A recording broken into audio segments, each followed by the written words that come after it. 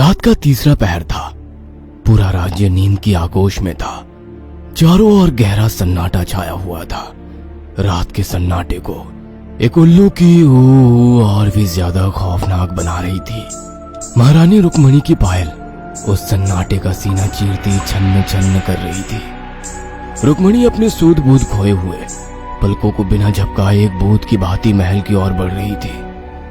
उसका मुंह खून से सना हुआ था और हाथों से रक्त टपक रहा था। रानी रुक्मणी दौलताबाद के महाराज विक्रम सिंह की पहली पत्नी थी। रुक्मणी जितनी पतिव्रता थी, विक्रम सिंह उतना ही बड़ा अय्याश था। सुंदर रूपवान पत्नी के होते हुए भी वह दूसरी पत्नी सुकन्या को ब्याह लाया था।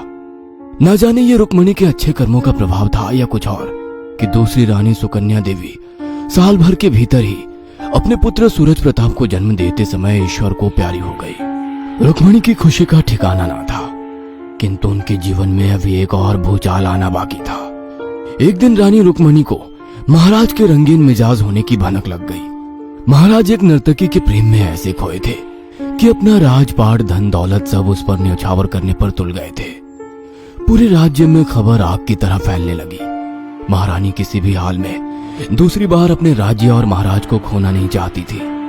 इस नर्तकी से छुटकारा पाने के लिए रुक्मणी को साम दाम दंड भेद किसी से परहेज नहीं था, किंतु वो कुछ ऐसा करना चाहती थी कि नर्तकी को उसके अंजाम तक भी पहुंचा दे और उस पर कोई आंच भी ना आने पाए।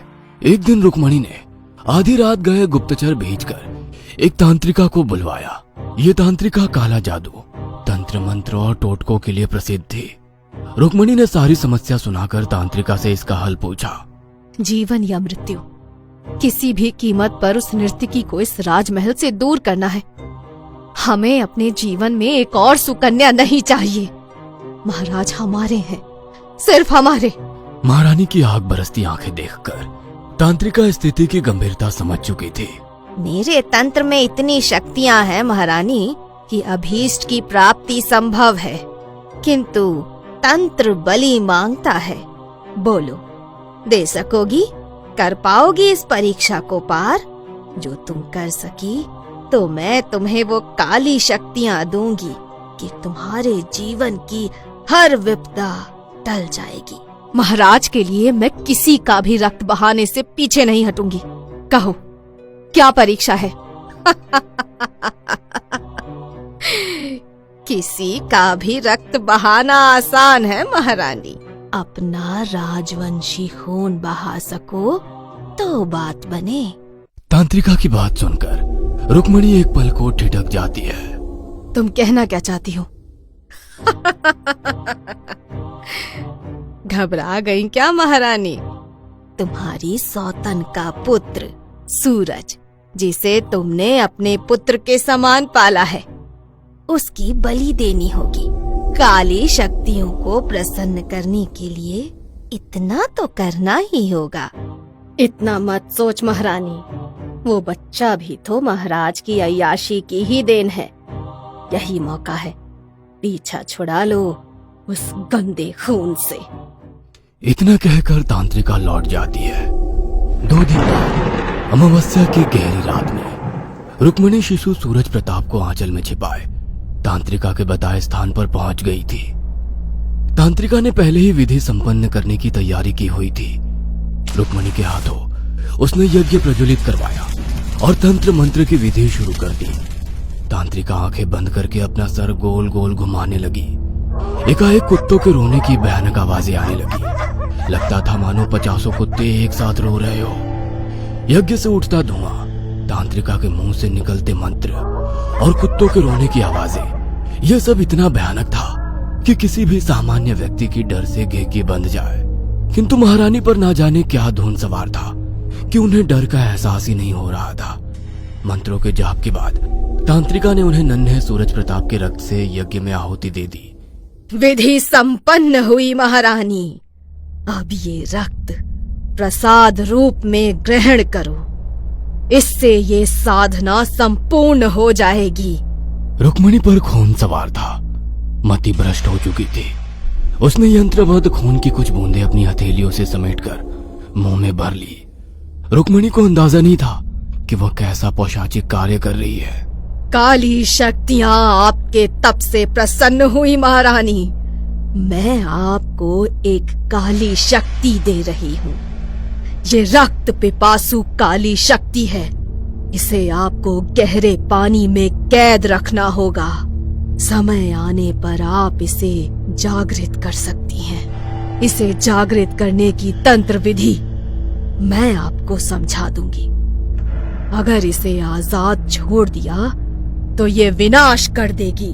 महारानी ने काफी सोच विचार करने के बाद अपने किले की बावड़ी में उस काली शक्ति को कैद करने की सहमति दे दी। अमावस्या की उस काली रात को रुक्मणी और तांत्रिका ने काली शक्तियों का आवाहन किया और तंत्र मंत्र के प्रभाव से बावड़ी के जल में रूहानी ताकत को स्थापित कर दिया। ये बावड़ी महारानी स्नान आदि के लिए उपयोग करती थी। किसी और को वहां जाने की इजाजत नहीं थी। अतः रुक्मणी निश्चिंत थी कि किसी को भी इस बात की कानो कान भनक नहीं पड़ेगी। तंत्र विद्या संपन्न कराकर रुक्मणी खून से लथपथ हो अपने राजमहल लौट आई। रुक्मणी उस काली शक्ति को नर्तकी पर प्रयोग करने का उपाय सोच ही रही थी कि सेविका ने आकर एक मनहूस खबर सुनाई। बुरी खबर है महारानी साहब, महाराज उस नर्तकी को ब्याह लाए हैं। रुक्मणी को गहरा आघात लगा था। वह चोट खाई नागिन की तरह बस एक अवसर की तलाश में थी। अब वो नर्तकी भी किले में ही रहने लगी थी। महारानी से वैर निकालने के उद्देश्य से एक दिन नर्तकी ने महाराज से बावड़ी उपहार स्वरूप मांग ली। महाराज उसके प्रेम में इतने मग्न थे कि उन्होंने भी तुरंत सहमति दे डाली। रुक्मणी को जैसे वार करने का अवसर मिल गया था। उसी रात मध्य रात्रि रुक्मणी ने अपने तंत्र का जाल बिछाया। ओम हिम क्लीम चामुंडाय विच्चे जैसे मंत्र गूंजने लगे और महारानी रुक्मणी ने अपनी तंत्र विद्या का वाहन करके नकारात्मक शक्ति को जागृत कर दिया। अगले दिन जब नर्तकी बावड़ी में स्नान करने के लिए गई तो उसे कुछ असामान्य सा महसूस हुआ। स्नान करते हुए उसकी नजर पानी पर गई तो उसका खून जम गया। वो पानी नीला नहीं लाल था। डर से नर्तकी की धड़कनें बढ़ने लगी। तभी उसकी नजर जल में अपनी परछाई पर पड़ी। वह डर से चीख उठी थी। पानी में एक नहीं दो परछाइयां दिखाई पड़ रही थी। अचानक चारों ओर अंधेरा घिर आया और एक भयानक हंसी की आवाज गूंजने लगी। बावड़ी तक पहुंचने वाली सीढ़ियों पर अचानक किसी के चढ़ने उतरने की आवाजें सुनाई देने लगी। कदमों की आवाज बढ़ती ही जा रही थी। ऐसा लगता था जैसे एक नहीं सैकड़ों लोग एक साथ दौड़ रहे हो। उसे लग रहा था जैसे ये शोर सुनकर उसके कान फट जाएंगे। नर्तकी ने चीखकर अपने कान बंद कर दिए। बावड़ी की घुमावदार सीढ़ियों से टकराकर एक भयानक हंसी पूरे वातावरण में गूंजने लगी। वो पूरे सामर्थ्य से सीढ़ियों की ओर भागने लगी। सीढ़ियां चढ़ते चढ़ते उसकी सांस फूल रही थी। सीढ़ियां चढ़ते चढ़ते वो इतनी बेसुध हो गई थी कि उसके अंदर चीखने की भी ताकत नहीं बची थी। अचानक एक बड़ी सी परछाई के जोरदार धक्के से वह गहरे पानी में आ गिरी। उसकी चीखें उसके मुंह में ही घुट गई थी। आंखें बाहर निकल आई थी और वो गहरे पानी में तली को स्पर्श कर रही थी। उसके शरीर का कतरा कतरा खून चूस लेने के बाद उस काली शक्ति की भूख शांत हो गई थी। अब नर्तकी का मृत शरीर जल के ऊपरी सतह पर तैरने लगा था। नर्तकी की मौत की खबर सुनकर महारानी रुक्मणी फूली नहीं समा रही थी। रुक्मणी को लग रहा था जैसे अब उसके जीवन में चिंता की कोई वजह ही नहीं बची है। एक दिन संध्या वेला में उन्हें स्नान करने का मन हुआ। अपनी प्रिय बावड़ी को देखने और धन्यवाद देने के लिए मनी मन प्रसन्न होती वह बावड़ी जा पहुंची। किंतु ये काली शक्ति रुक्मणी के अनुमान से कहीं ज्यादा शक्तिशाली थी। तांत्रिका ने रुक्मणी को यह नहीं बताया था कि अगर एक बार उसके मुंह खून लगा तो ये 100 गुना शक्तिशाली और खतरनाक हो जाएगी। महारानी बावड़ी में उतर गई। काफी देर तक स्नान करने के पश्चात उन्हें स्मरण हुआ कि दिन ढल चुका है। उन्हें महल की ओर लौटना चाहिए। बावड़ी से बाहर निकलते हुए महारानी को एहसास हुआ मानो कोई उनके पीछे पीछे चल रहा है। महारानी ने घबराकर पीछे देखा तो सीढ़ियों पर कदमों के खून से बने निशान देखकर रुक्मणी पसीने से तरबतर हो गई। किसी तरह सूखते कंठ के साथ तेज कदमों से वो महल पहुंची। जल्दबाजी में उसने अपने वस्त्र भी बेतरतीब पहन रखे थे। उस रात रुक्मणी की आंखों से नींद कोसों दूर थी। रह रहकर बावड़ी का ख्याल उसे विचलित कर रहा था। हर छोटी से छोटी आहट पर वो चौंक उठती। इसी तरह आधी रात बीत गई। मध्य रात्रि महाराज का आगमन हुआ तो रुक्मणी कुछ संभल कर बैठ गई। महाराज का स्पर्श पाते ही रुक्मणी की आंखें क्रोध से लाल हो गई। अचानक ही उसका रूप बदलने लगा और रुक्मणी में नर्तकी की झलक दिखाई देने लगी। उसकी आंखों से खून टपकने लगा। वह क्रोध से गुर्रा रही थी। रुक्मणी को ऐसे रूप में देखकर महाराज सकपका गए। मुझे मौत का उपहार देने के बाद अब तू रानी के साथ प्रेमालाप कर रहा है। नीच इंसान, मेरे जाते ही तुझे अपनी पत्नी याद आ गई। मेरे साथ जीने मरने के वादे किए थे ना तूने। तू मेरे साथ जाएगा मेरी बावड़ी में। उसे बहुत प्यास लगी है। तुम दोनों के रक्त से वो अपनी प्यास बुझाएगी। उसके बाद बावड़ी के शीतल जल में हम दोनों सदा साथ रहेंगे। चलेगा ना मेरे साथ?